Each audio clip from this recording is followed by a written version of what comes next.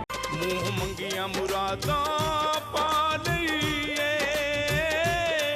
ਬਾਬਾ ਨੰਦ ਸਿੰਘ ਜੀ ਦੇ ਦਰ ਤੋਂ, ਬਾਬਾ ਨੰਦ ਸਿੰਘ ਜੀ ਦੇ ਦਰ ਤੋਂ, ਬਾਬਾ ਨੰਦ ਸਿੰਘ ਜੀ ਦੇ ਦਰ ਤੋਂ, ਬਾਬਾ ਨੰਦ ਸਿੰਘ ਜੀ ਦੇ ਦਰ ਤੋਂ। ਕੋਈ ਆਨ ਕੇ ਮਿਲਾਵੇ ਮੈਨੂੰ ਵਿਛੜੇ ਨੂੰ ਰੱਬ ਤੋਂ, ਆਨ ਕੇ ਵੇ ਮੈਨੂੰ ਵਿਛੜੇ ਨੂੰ ਰੱਬ ਤੋਂ।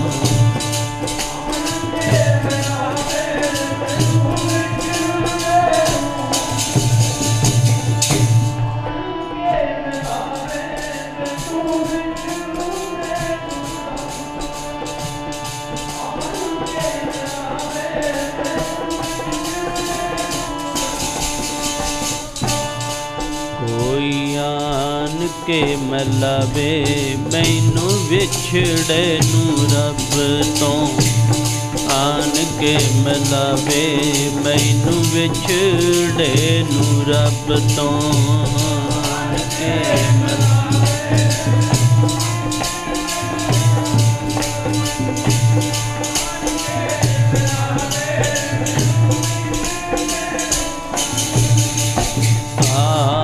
ਕੇ ਮਿਲਾਵੇ ਮੈਨੂੰ ਵਿਛੜੇ ਨੂੰ।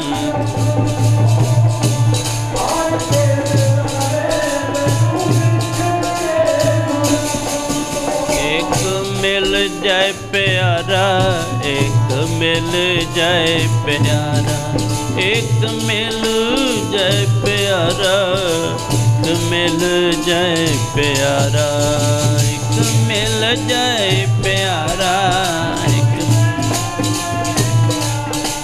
ਇੱਕ ਮਿਲ ਜਾਏ ਪਿਆਰਾ।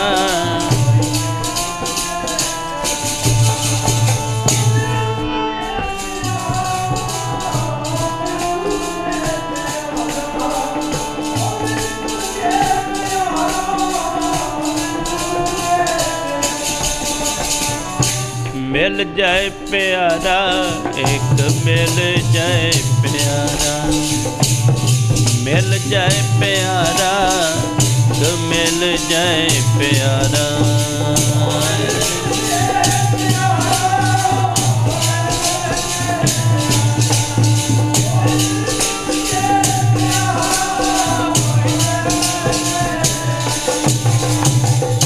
कोई आन मिलावे है मेरा प्रीतम प्यारा, हाँ तुझ पे आप विचाई है। दर्शन हर देखन कै ताई, किरपा करे तां सतगुर मेलै हर हर नाम ते आई।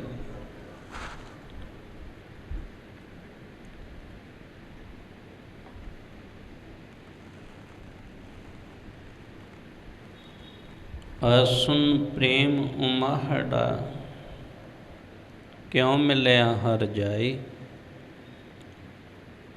मन तन प्यास दर्शन घनी, कोई आन मिलावे माए।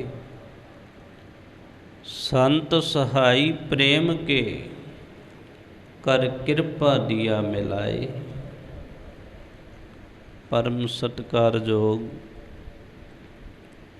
गुरु प्यारी गुरु सवारी साध संगत जी, जुगो जुग अटल चवर छत्र तख्तां दे मालिक, पूरी कायनात सारे संसार दे सांझे, गरीब नवाज गुरुआं दे गुरु धन गुरु ग्रंथ साहिब जी महाराज ने महान बख्शिश कृपा कीती है। हर महीने दी तरह मुबारक चरना विच जुड़ बैठन दा सुभाग समा बख्शिश कीता। भागां वाले वो जीव हन जो गुर दरबार विच पहुँच करके समय और सवासां नूं सफलाउण दा यतन कर रहे हन। आओ सारे रल मिल के ਗੁਰੂ ਬਾਬਾ ਜੀਆਂ ਦੇ ਮੁਬਾਰਕ ਚਰਨਾਂ ਵਿੱਚ ਬੈਠ ਕੇ ਵੱਡੇ ਭਾਗਾਂ ਵਾਲੇ ਬਣੀਏ, ਕਿਉਂਕਿ ਵੱਡੇ ਭਾਗਾਂ ਵਾਲਾ ਉਹੀ ਜੀਵ ਹੈ ਜਿਹੜਾ ਸਤਸੰਗਤ ਵਿੱਚ ਬੈਠਦਾ ਹੈ, ਜਿਹੜਾ ਹਰੀ ਜਸ ਕਰਦਾ, ਹਰੀ ਜਸ ਸੁਣਦਾ ਹੈ। ਇਹ ਕਹਿ ਲਓ ਕਿ ਜਿਹਦੇ ਕੋਲ ਨਾਮ ਰੂਪੀ ਧਨ ਹੈ, ਨਾਮ ਦੀ ਕਮਾਈ ਹੈ, ਜਿਹੜਾ ਗੁਰੂ ਨਾਲ ਮੁਰਸ਼ਿਦ ਨਾਲ ਜੁੜਿਆ ਹੋਇਆ ਹੈ, ਉਹ ਉੱਤਮ ਔਰ ਚੰਗੇ ਭਾਗਾਂ ਵਾਲਾ ਹੈ। ਦੁਨਿਆਵੀ ਪਦਾਰਥ, ਦੁਨਿਆਵੀ ਤੌਰ 'ਤੇ ਭਾਵੇਂ ਕਿੰਨਾ ਹੀ ਕੋਈ ਮੰਨ ਲਓ ਮਾਲ ਹੈ, ਬਹੁਤ ਜਾਇਦਾਦ ਸੰਪੱਤੀ, ਬੜੇ ਬੜੇ ਅਮੀਰ ਲੋਕ ਆਪਾਂ ਦੇਖਦੇ ਹਾਂ, ਉਹਨਾਂ ਦੀ ਬਾਬਤ ਭਾਗਾਂ ਵਾਲੇ ਦਰਜ ਨਹੀਂ ਕੀਤਾ। ਇੱਥੋਂ ਤੱਕ ਤੇ ਕਿਹਾ ਕਿ ਜੋ ਜੋ ਦਿਸੈ ਵੱਡਾ ਵਡੇਰਾ, ਸੋ ਸੋ ਖਾਕੂ ਰੁਲਸੀ। ਉਹਨੇ ਖਾਕ ਵਿੱਚ ਰੁਲ ਜਾਣਾ ਹੈ।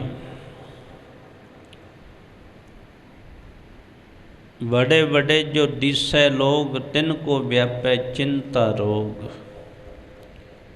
ग्रस्त ਹਨ ਚਿੰਤਾ ਦੇ ਵਿੱਚ, ਰੋਗੀ ਹਨ। ਪਰ ਇਹ ਨਹੀਂ ਕਿ ਵੱਡਿਆਂ ਭਾਗਾਂ ਵਾਲਾ। ਵੱਡੇ ਭਾਗਾਂ ਵਾਲਾ ਤੇ ਉਹ ਹੈ ਜਿਹੜਾ ਸੰਗਤ ਵਿੱਚ ਬੈਠਦਾ। ਵੱਡ ਭਾਗੀ ਸਾਧ ਸੰਗ ਪ੍ਰਾਪਤ, ਤੈਨ ਭੇਟਤ ਦੁਰਮਤ ਖੋਈ। ਜਿਹੜਾ ਗੁਰੂ ਦਰਬਾਰ ਵਿੱਚ ਬੈਠਾ ਵੱਡੇ ਭਾਗਾਂ ਵਾਲਾ ਉਹ ਹੈ। ਵੱਡ ਭਾਗੀ ਹਰ ਸੰਗਤ ਪਾਵੇ, ਭਾਗਹੀਨ ਭਰਮ ਚੋਟਾਂ ਖਾਵੇ। ਬਿਨ ਭਾਗਾਂ ਸਤ ਸੰਗ ਨਾ ਲੱਭੈ, ਬਿਨ ਸੰਗਤ ਮੈਲ ਭਰੀਜੈ ਜੀ। ਬਿਨਾਂ ਭਾਗਾਂ ਤੋਂ ਸੰਗਤ ਦੀ ਪ੍ਰਾਪਤੀ ਨਹੀਂ ਹੁੰਦੀ, ਤੇ ਸੰਗਤ ਤੋਂ ਬਿਨਾਂ ਅੰਦਰ ਦੀ ਜਿਹੜੀ ਮੈਲ ਹੈ, ਦੁਰਮਤ ਖੋਟੀ ਮੱਤ ਹੈ, ਉਹ ਦੂਰ ਨਹੀਂ ਹੁੰਦੀ। ਜਦੋਂ ਸੰਗਤ ਮਿਲਦੀ ਹੈ, ਵੱਡੇ ਭਾਗਾਂ ਨਾਲ ਸੰਗਤ ਮਿਲਦੀ ਹੈ, ਤੇ ਸੰਗਤ ਵਿੱਚ ਆਉਣ ਕਰਕੇ ਖੋਟੀ ਮੱਤ, ਦੁਰਮਤ ਹੈ ਜਿਹੜੀ, ਉਹ ਖਤਮ ਹੋ ਜਾਂਦੀ ਹੈ। ਤਾਂ ਹੀ ਤੇ ਗੁਰੂ ਸਾਹਿਬ ਨੇ ਕਿਹਾ, ਬਿਸਰ ਗਈ ਸਭ ਤਾਤ ਪਰਾਈ, ਜਬ ਤੇ ਸਾਧ ਸੰਗਤ ਮੋਹਿ ਪਾਈ। ਪਰਾਈ ਤਾਤ ਸੀ ਮੇਰੇ ਅੰਦਰ, ਦਵੈਸ਼ ਹੀਰਖਾ ਗਿਲਾਨੀ ਸੀ, ਖਤਮ ਹੋ ਗਈ। ਕਦੋਂ ਖਤਮ ਹੋਈ? ਜਦੋਂ ਸੰਗਤ ਵਿੱਚ ਬੈਠੇ, ਗੁਰ ਦਰਬਾਰ ਵਿੱਚ ਬੈਠੇ, ਗੁਰੂ ਦੀ ਮੱਤ ਲਈ, ਉਦੋਂ ਇਹ ਬਿਮਾਰੀ ਹਟੀ ਹੈ। ਉਦੋਂ ਪਹਿਲਾਂ ਤੇ ਲੱਗੀ ਹੋਈ ਸੀ। ਪਰ ਜੇ ਗੁਰ ਦਰਬਾਰ ਵਿੱਚ ਬੈਠ ਕੇ ਵੀ ਸੰਗਤ ਵਿੱਚ ਬੈਠਣ ਵਾਲੇ ਦੇ ਅੰਦਰ ਵੀ ਦੁਰਮਤ ਹੈ, ਖੋਟੀ ਮੱਤ ਹੈ, ਦਵੈਸ਼ ਹੈ, ਹੀਰਖਾ ਹੈ, ਗਿਲਾਨੀ ਹੈ, ਤੇ ਇਹਦਾ ਮਤਲਬ ਸੰਗਤ ਵਿੱਚ ਮਨ ਕਰਕੇ ਨਹੀਂ ਬੈਠਾ। ਔਰ ਜਿਹੜੇ ਮਨ ਕਰਕੇ ਸੰਗਤ ਵਿੱਚ ਬੈਠਦੇ ਨੇ, ਉਹਨਾਂ ਲਈ ਤੇ ਸਤਿਯੁਗ ਬਣ ਜਾਂਦਾ। ਵਿਸਰ ਗਈ ਸਭ ਤਾਤ ਪਰਾਈ, ਜਬ ਤੇ ਸਾਧ ਸੰਗਤ ਮੋਹਿ ਪਾਈ। ਨਾ ਕੋ ਵੈਰੀ ਨਹੀਂ ਬੇਗਾਨਾ, ਸਗਲ ਸੰਗ ਹਮਕੋ ਬਣਾਈ। ਜਿਹੜੇ ਸੰਗਤ ਵਿੱਚ ਬੈਠਦੇ ਨੇ, ਉਹਨਾਂ ਲਈ ਤੇ ਸਾਰਿਆਂ ਨਾਲ ਪਿਆਰ ਪੈ ਗਿਆ। ਤੇ ਜੇ ਪਿਆਰ ਨਹੀਂ ਬਣਿਆ ਸੰਗਤ ਨਾਲ, ਇੱਕ ਦੂਜੇ ਨਾਲ ਪ੍ਰੇਮ ਉਤਪੰਨ ਨਹੀਂ ਹੋਇਆ, ਇਹਦਾ ਕਰਕੇ ਇਸੇ ਕਰਕੇ ਤੂੰ ਮਨ ਕਰਕੇ ਸੰਗਤ ਵਿੱਚ ਨਹੀਂ ਬੈਠਾ। ਗੁਰੂ ਦੀ ਮੱਤ ਨਹੀਂ ਹਲੇ ਤੂੰ ਲਈ, ਤੂੰ ਦੂਰ ਹੈ ਹਲੇ। ਤੇ ਜਿਹੜਾ ਸੰਗਤ ਵਿੱਚ ਬੈਠਦਾ, ਵੱਡੇ ਭਾਗਾਂ ਵਾਲਾ ਵੀ ਉਹੀ ਬਣਦਾ ਜਿਹੜਾ ਅੰਦਰ ਦੀ ਖੋਟੀ ਮੱਤ ਨੂੰ ਦੂਰ ਕਰਦਾ ਹੈ, ਹੀਰਖਾ ਦਵੈਸ਼ ਨੂੰ ਦੂਰ ਕਰਦਾ ਹੈ, ਜਿਹਦੇ ਅੰਦਰ ਪ੍ਰੇਮ ਉਤਪੰਨ ਹੁੰਦਾ ਹੈ। ਸੰਗਤ ਪ੍ਰਤੀ ਪ੍ਰੇਮ। ਔਰ ਸੰਗਤ ਨੂੰ ਕੀ ਸਮਝਦਾ ਹੈ? ਵਿੱਚ ਸੰਗਤ ਹਰ ਪ੍ਰਭ ਵਸੈ ਜੀ। ਸੰਗਤ ਵਿੱਚ ਰੱਬ ਵਸਦਾ, ਪਰਮੇਸ਼ਰ ਵਸਦਾ ਹੈ। ਇੱਕ ਪਾਸੇ ਪਾਪ ਹੈ, ਇੱਕ ਪਾਸੇ ਪੁੰਨ ਹੈ। ਇੱਕ ਪਾਸੇ ਪ੍ਰਕਾਸ਼ ਹੈ, ਇੱਕ ਪਾਸੇ ਹਨੇਰਾ ਹੈ, ਅੰਧੇਰਾ ਜਿਹਨੂੰ ਕਹਿ ਲਓ। ਪ੍ਰਕਾਸ਼ ਨੂੰ ਉਹ ਚਾਹੁੰਦਾ ਹੈ ਜਿਹਨੂੰ ਹਨੇਰੇ ਬਾਰੇ ਗਿਆਨ ਹੈ। ਪੁੰਨ ਉਹ ਕਰਦਾ ਹੈ ਜਿਹਨੂੰ ਪਾਪਾਂ ਬਾਰੇ ਪਤਾ ਹੈ, ਪਾਪ ਕੀ ਹੁੰਦੇ ਨੇ। ਜਿਹਨੂੰ ਹਨੇਰੇ ਬਾਰੇ ਪਤਾ ਨਹੀਂ ਕਿ ਹਨੇਰਾ ਕੀ ਹੈ। ਹਨੇਰਾ ਹੈ ਦੁੱਖ, ਪ੍ਰਕਾਸ਼ ਹੈ ਸੁੱਖ। ਹਨੇਰਾ ਦੁੱਖ ਹੈ, ਲਾਈਟ ਚਲੀ ਜਾਏ ਦੁੱਖ ਬਣ ਜਾਂਦਾ। ਹਨੇਰਾ ਦੁੱਖ ਹੈ, ਬੰਦਾ ਠੇਡੇ ਖਾਂਦਾ, ਕੋਈ ਦਿਖਾਈ ਨਹੀਂ ਦਿੰਦਾ। ਹਨੇਰਾ ਦੁੱਖ ਹੈ, ਪਹਾੜ ਕੁਛ ਨਹੀਂ ਨਜ਼ਰ ਆਉਂਦਾ, ਨਦੀਆਂ ਨਾਲੇ ਕੁਛ ਜੰਗਲ ਕੁਛ ਵੀ ਨਜ਼ਰ ਨਹੀਂ ਆਉਂਦਾ। ਹਨੇਰਾ ਹੀ ਹਨੇਰਾ ਹੈ। ਔਰ ਚੋਰੀਆਂ ਵੀ ਹਨੇਰੇ ਵਿੱਚ ਹੀ ਹੁੰਦੀਆਂ ਨੇ। ਹਨੇਰੇ ਦੀ ਆੜ ਵਿੱਚ ਚੋਰੀ ਹੁੰਦੀ ਹੈ। ਚੋਰੀਆਂ, ਦੁਰਾਚਾਰ, ਪਾਪ ਸਭ ਕੁਛ ਹਨੇਰੇ ਵਿੱਚ ਹੁੰਦਾ ਹੈ। ਹਨੇਰਾ ਉੱਡ ਜਾਏ ਪ੍ਰਕਾਸ਼ ਹੋ ਜਾਂਦਾ ਹੈ। ਪ੍ਰਕਾਸ਼ ਸੁੱਖ ਹੈ। ਹੁਣ ਲਾਈਟ ਚਲੀ ਜਾਏ ਦੁੱਖ ਬਣ ਜਾਂਦਾ। ਹਨੇਰਾ ਹਨੇਰਾ ਦੁੱਖ ਹੈ। ਪ੍ਰਕਾਸ਼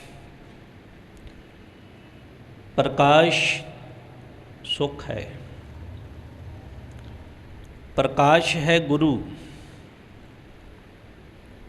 ਗੁਰੂ ਗੁਰੂ ਕੋਲ ਆ ਕੇ ਸੁੱਖ ਮਿਲਦਾ ਹੈ। ਔਰ ਜਿਹਨੂੰ ਅਗਿਆਨ ਬਾਰੇ ਪਤਾ ਨਹੀਂ, ਉਹ ਗਿਆਨ ਦੀ ਖੋਜ ਨਹੀਂ ਕਰਦਾ। ਪਹਿਲਾਂ ਅਗਿਆਨ ਬਾਰੇ ਸਮਝ ਪੈਂਦੀ ਹੈ, ਫਿਰ ਗਿਆਨ ਦੀ ਖੋਜ ਕਰਦਾ। ਜਿਹਨੂੰ ਅਗਿਆਨ ਬਾਰੇ ਪਤਾ ਨਹੀਂ, ਅਗਿਆਨ ਕੀ ਹੈ? ਹਨੇਰਾ। ਹਨੇਰਾ ਕੀ ਹੈ? ਦੁੱਖ। ਗਿਆਨ ਕੀ ਹੈ? ਪ੍ਰਕਾਸ਼। ਪ੍ਰਕਾਸ਼ ਹੈ ਗੁਰੂ। ਜਿਹਨੂੰ ਅਗਿਆਨਤਾ ਬਾਰੇ ਸਮਝ ਪਏਗੀ, ਉਹ ਫਿਰ ਗਿਆਨ ਦੀ ਖੋਜ ਕਰਦਾ ਹੈ। ਉਹ ਫਿਰ ਗੁਰੂ ਕੋਲ ਪਹੁੰਚਦਾ ਹੈ। ਗੁਰੂ ਕੋਲੋਂ ਫਿਰ ਪ੍ਰਕਾਸ਼ ਮਿਲਦਾ ਹੈ। ਹੁਣ ਡਾਕਟਰ ਲੋਕ ਨੇ ਜਿਹੜੇ ਜਦੋਂ ਅੱਖਾਂ ਦਾ ਆਪਰੇਟ ਕਰਦੇ ਨੇ, ਆਪਰੇਸ਼ਨ ਕਰਦੇ ਨੇ, ਕੁਝ ਦਿਨਾਂ ਬਾਅਦ ਉਹਦੀਆਂ ਅੱਖਾਂ ਤੋਂ ਪੱਟੀ ਖੋਲ੍ਹਦੇ ਨੇ ਡਾਕਟਰ, ਪਰ ਪੱਟੀ ਹਨੇਰੇ ਵਿੱਚ ਖੋਲ੍ਹਦੇ ਨੇ। ਜਦੋਂ ਹਨੇਰੇ ਵਿੱਚ ਪੱਟੀ ਖੋਲ੍ਹਦੇ ਨੇ ਤੇ ਡਾਕਟਰ ਪੁੱਛਦਾ ਕੁਝ ਦਿਖਾਈ ਦਿੱਤਾ? ਜਿਹੜੇ ਕਮਰੇ ਵਿੱਚ ਪੱਟੀ ਖੋਲ੍ਹਦੇ ਨੇ ਮਰੀਜ਼ ਦੀ, ਉਹ ਕਮਰੇ ਵਿੱਚ ਹਨੇਰਾ ਹੁੰਦਾ, ਲਾਈਟਾਂ ਆਫ ਹੁੰਦੀਆਂ ਨੇ, ਬੰਦ ਹੁੰਦੀਆਂ ਨੇ। ਫਿਰ ਡਾਕਟਰ ਪੁੱਛਦਾ ਕੁਝ ਦਿਖਾਈ ਦਿੱਤਾ? ਜਦੋਂ ਪੱਟੀ ਖੋਲ੍ਹਦੇ ਨੇ ਫਿਰ ਪੁੱਛਦਾ ਡਾਕਟਰ ਕੁਝ ਦਿਖਾਈ ਦਿੱਤਾ? ਤੇ ਮਰੀਜ਼ ਕਹਿੰਦਾ ਹਾਂ ਹਨੇਰਾ ਹਨੇਰਾ ਹੈ, ਅੰਧੇਰਾ ਹੈ, ਹਨੇਰਾ ਹੈ। ਤੇ ਡਾਕਟਰ ਤਾਲੀ ਮਾਰਦਾ ਹੈ। ਤਾਲੀ ਮਾਰਨ ਖੁਸ਼ੀ ਦੀ ਤਾਲੀ। ਕਿਉਂ? ਕਿਉਂਕਿ ਜੇ ਇਹਨੂੰ ਹਨੇਰਾ ਵੇਖਣ ਦੀ ਜਾਂਚ ਪੈ ਗਈ, ਜੇ ਇਹਨੂੰ ਹਨੇਰਾ ਵੇਖ ਲਿਆ ਇਹਨੇ, ਜੇ ਇਹਦੀਆਂ ਅੱਖਾਂ ਨੇ ਹਨੇਰੇ ਨੂੰ ਤੱਕਿਆ ਤੇ ਇਹ ਹੁਣ ਪ੍ਰਕਾਸ਼ ਵੀ ਤੱਕੇਗੀ। ਪਹਿਲਾਂ ਹਨੇਰਾ ਹੀ ਦਿਖਾਈ ਦਿੰਦਾ ਹੈ, ਫਿਰ ਤੇ ਜੇ ਹਨੇਰੇ ਦੀ ਜਾਂਚ ਨਾ ਆਈ ਤੇ ਪ੍ਰਕਾਸ਼ ਨਜ਼ਰ ਨਹੀਂ ਆਏਗਾ। ਜੇ ਪਾਪ ਦੀ ਸਮਝ ਨਾ ਪਈ ਫਿਰ ਤੂੰ ਪੁੰਨ ਨਹੀਂ ਕਮਾ ਸਕਦਾ। ਪਾਪ ਕੀ ਹੁੰਦਾ ਪਤਾ ਤੇ ਹੋਵੇ ਨਾ, ਪਤਾ ਤੇ ਹੋਵੇ ਪਾਪ ਕੀ ਪਾਪ ਹੈ ਕੀ, ਫੇਰ ਹੀ ਪੁੰਨ ਕਰਾਂਗੇ। ਕਈ ਵਾਰ ਪਾਪ ਦਾ ਪਤਾ ਹੀ ਨਹੀਂ ਹੁੰਦਾ, ਪੁੰਨ ਦਾ ਵੀ ਪਤਾ ਨਹੀਂ ਹੁੰਦਾ, ਉੱਦਾਂ ਹੀ ਵਿੱਚ ਠੇਡੇ ਖਾਂਦੇ ਰਹਿੰਦੇ ਆ। ਪਹਿਲਾਂ ਪਤਾ ਹੋਣਾ ਚਾਹੀਦਾ, ਫਿਰ ਗੱਲ ਬਣਦੀ ਹੈ। ਸੋ ਇਸ ਕਰਕੇ ਗੁਰੂ ਹੈ ਪ੍ਰਕਾਸ਼। ਗੁਰੂ ਕੋਲੋਂ ਫਿਰ ਗਿਆਨ ਉਪਜਦਾ ਹੈ। ਗੁਰੂ ਕੋਲੋਂ ਹੁਣ ਮਿਲਣਾ ਤੇ ਵਿਛੜਨਾ ਕੀ ਹੈ? ਮਿਲਾਪ ਦੀ ਸਮਝ ਉਹਨਾਂ ਨੂੰ ਹੈ ਜਿਹੜੇ ਵਿਛੜੇ ਨੇ। ਦੁਨਿਆਵੀ ਤੌਰ 'ਤੇ ਰਿਸ਼ਤੇ 'ਚ ਕੋਈ ਨਾ ਕੋਈ ਵਿਛੜਿਆ ਕਿਸੇ ਤੋਂ, ਉਹਨੂੰ ਪਤਾ ਮਿਲਾਪ ਕੀ ਹੈ। ਦੂਜੇ ਨੂੰ ਪਤਾ ਨਹੀਂ ਮਿਲਾਪ ਕੀ ਹੈ, ਪਤਾ ਹੀ ਨਹੀਂ। ਜਿਹੜਾ ਵਿਛੜਿਆ ਕਿਸੇ ਨੂੰ ਉਹਨੂੰ ਪਤਾ ਕਿ ਵਿਛੜਨਾ ਕੀ ਹੈ। ਫਿਰ ਮਿਲਣ ਦਾ, ਮਿਲਾਪ ਦਾ ਵੀ ਉਹਨੂੰ ਪਤਾ ਮਿਲਣਾ ਕੀ ਹੈ। ਤੇ ਜਿਹੜਾ ਵਿਛੜਿਆ ਹੀ ਨਹੀਂ ਕਿਸੇ ਤੋਂ, ਉਹਨੂੰ ਕੀ ਪਤਾ ਵਿਛੋੜਾ ਕੀ ਹੁੰਦਾ ਹੈ। ਹੁਣ ਕੀ ਪਤਾ ਕਿਸੇ ਨੂੰ? ਇੱਕ ਤੇ ਦੁਨਿਆਵੀ ਵਿਛੋੜਾ ਹੈ, ਇੱਕ ਵਿਛੋੜਾ ਰੱਬ ਦਾ ਹੈ। ਹੁਣ ਗੁਰੂ ਕੋਲ ਪਹੁੰਚਾਂਗੇ, ਗੁਰੂ ਨੇ ਫਿਰ ਦੱਸਣਾ ਤੂੰ ਤੇ ਵਿਛੜ ਗਿਆ ਸੀ ਭਾਈ, ਤੂੰ ਤੇ ਬੜੀ ਜੂਨੀਆਂ 'ਚ ਭਟਕਦਾ ਹੈ। ਬਹੁਤ ਜਨਮ ਭਰਮ ਤੈ ਹਾਰਿਓ ਮਾਨਸ ਦੇਹ ਲਹੀ। ਬੜੇ ਜਨਮਾਂ 'ਚ ਭਟਕਦਾ ਮਨੁੱਖਾ ਸਰੀਰ ਤੈਨੂੰ ਮਿਲਿਆ ਕਾਹਦੇ ਲਈ ਹੈ? ਫਿਰ ਗੁਰੂ ਨੇ ਦੱਸਿਆ ਭਈ ਪ੍ਰਾਪਤ ਮਨੁੱਖ ਦੇ ਹੁਰੀਆ ਗੋਬਿੰਦ ਮਿਲਣ ਕੀ। ਗੁਰੂ ਨੇ ਦੱਸਿਆ ਤੂੰ ਤੇ ਗੁਰੂ ਨੂੰ ਮਿਲਣ ਵਾਸਤੇ ਆਇਆ ਸੀ, ਰੱਬ ਨੂੰ ਮਿਲਣ ਵਾਸਤੇ ਆਇਆ ਸੀ। ਬਹੁਤ ਜਨਮ ਭਰਮਤ ਤੈ ਹਾਰਿਓ ਮਾਨਸ ਦੇਹ ਲਹੀ। ਬਹੁਤ ਜਨਮ ਵਿੱਚ ਭਟਕਦਿਆਂ ਭਟਕਦਿਆਂ ਭਟਕਦਿਆਂ ਕਈ ਜਨਮ ਭਈ ਕੀਟ ਪਤੰਗਾ, ਕਈ ਜਨਮ ਗਜ ਮੀਨ ਕਰੰਗਾ, ਕਈ ਜਨਮ ਪੰਖੀ ਸਰਪ ਹੋਇਓ, ਕਈ ਜਨਮ ਹੈਵਰ ਬਰਖ ਜੋਇਓ। ਤੂੰ ਤੇ ਵੱਡੀਆਂ ਜੂਨੀਆਂ ਕੱਟ ਕੇ ਆਇਆ, ਕਦੇ ਪੰਛੀ ਬਣ ਗਿਆ, ਕਦੇ ਸੱਪ ਬਣ ਗਿਆ, ਕਦੇ ਬਨਸਪਤੀ ਬਣ ਗਿਆ, ਕਦੇ ਕੁਝ ਬਣ ਗਿਆ। ਭਟਕਦਿਆਂ ਭਟਕਦਿਆਂ ਭਟਕਦਿਆਂ ਭਟਕਦਿਆਂ ਮਨੁੱਖਾ ਸਰੀਰ ਮਿਲਿਆ।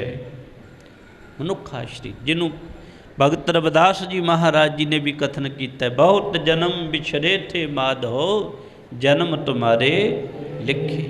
ਮੈਂ ਤੇ ਬੜੇ ਜਨਮਾਂ ਵਿੱਚ ਵਿਛੜ ਗਿਆ ਸੀ, ਤੇਰੇ ਤੋਂ ਵਿਛੜਦਾ ਰਿਹਾ ਵਿਛੜਦਾ ਰਿਹਾ ਵਿਛੜਦਾ ਰਿਹਾ। ਹੁਣ ਮੈਨੂੰ ਸਮਝ ਪੈ ਗਈ, ਹੁਣ ਮੈਨੂੰ ਪੈ ਗਈ ਸਮਝ, ਤੇ ਮੈਂ ਹੁਣ ਬਾਰ-ਬਾਰ ਵਿਛੜਨਾ ਨਹੀਂ ਤੇਥੋਂ ਚਾਹੁੰਦਾ। ਕਿਉਂ? ਇਸੇ ਕਰਕੇ ਮੈਂ ਪੂਰਾ ਜੀਵਨ, ਜਦੋਂ ਸਮਝ ਪੈ ਗਈ ਉਦੋਂ ਤੋਂ ਹੀ ਪੂਰਾ ਜੀਵਨ ਤੇਰੇ ਲੇਖੇ ਲਾਤਾ, ਤੇਰੇ ਲੇਖੇ ਲਾਤਾ। ਬਹੁਤ ਜਨਮ ਵਿਛੜੇ ਥੇ ਮਾਧੋ, ਜਨਮ ਤੁਮਾਰੇ ਲੇਖੇ। ਹੁਣ ਮੈਂ ਤੇਰੇ ਲੇਖੇ ਲਾਤਾ, ਹੁਣ ਮੈਂ ਹੋਰ ਨਹੀਂ ਕੁਝ ਕਰਨਾ, ਮੈਂ ਵਿਛੜਨਾ ਹੀ ਨਹੀਂ, ਮੈਂ ਤੇਰੇ ਵਿੱਚ ਅਭੇਦ ਹੋਣਾ, ਤੈਨੂੰ ਮਿਲਣਾ ਹੈ। ਸੋ ਵਿਛੜੇ ਆ ਕਈ ਜਨਮ ਪੈ ਕੀਟ ਪਤੰਗਾ, ਕਈ ਜਨਮ ਗਜ ਮੀਨ ਕਰੰਗਾ। ਕਦੇ ਮੱਛੀ ਬਣ ਗਏ, ਕਦੇ ਹਾਥੀ ਬਣ ਗਏ।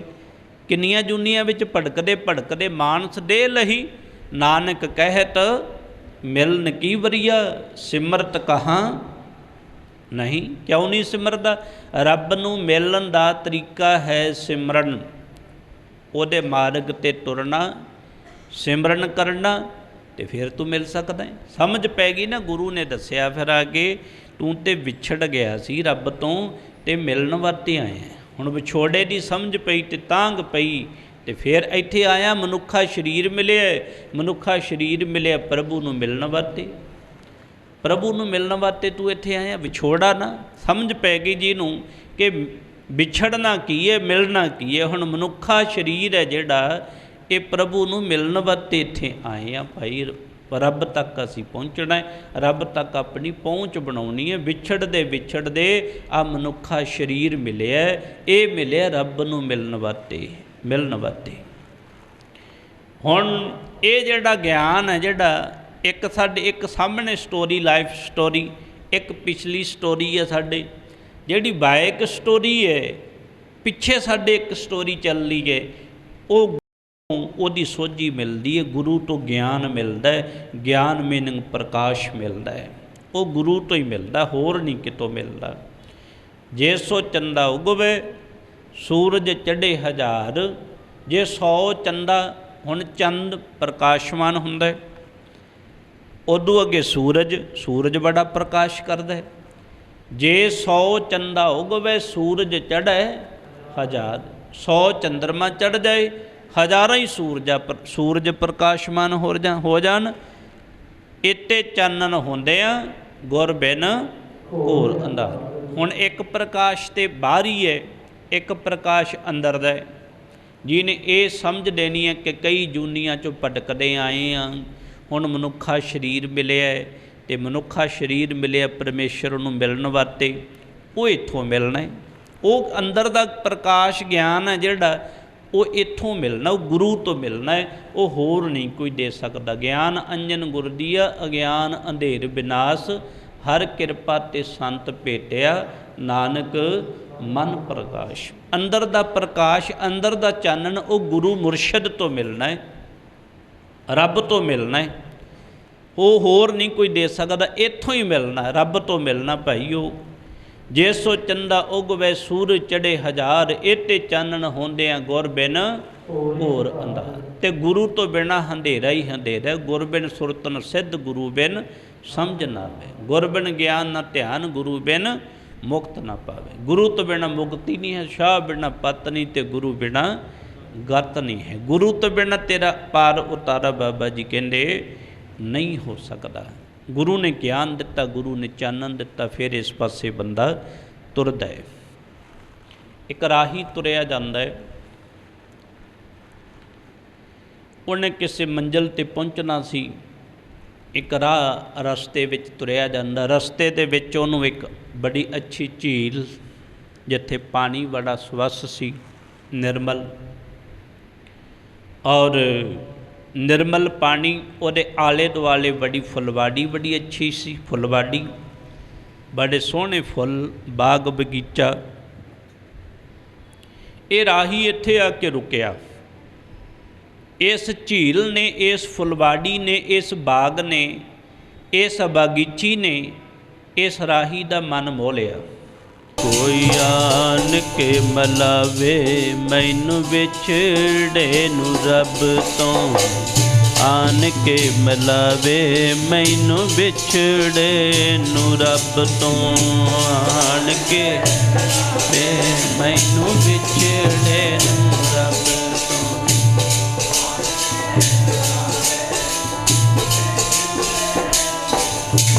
कोई आन के मिलावे मैनू विछड़े नू रब तो, आन के मिलावे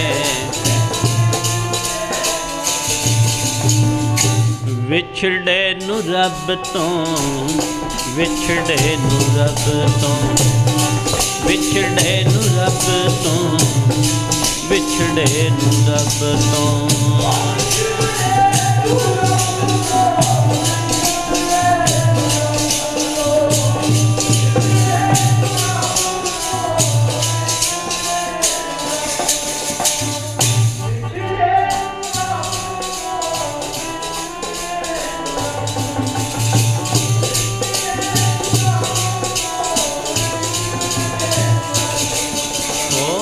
विछड़े नू रब तो, विछड़े नू रब तो, विछड़े नू रब तो, विछड़े नू रब तो, विछड़े नू।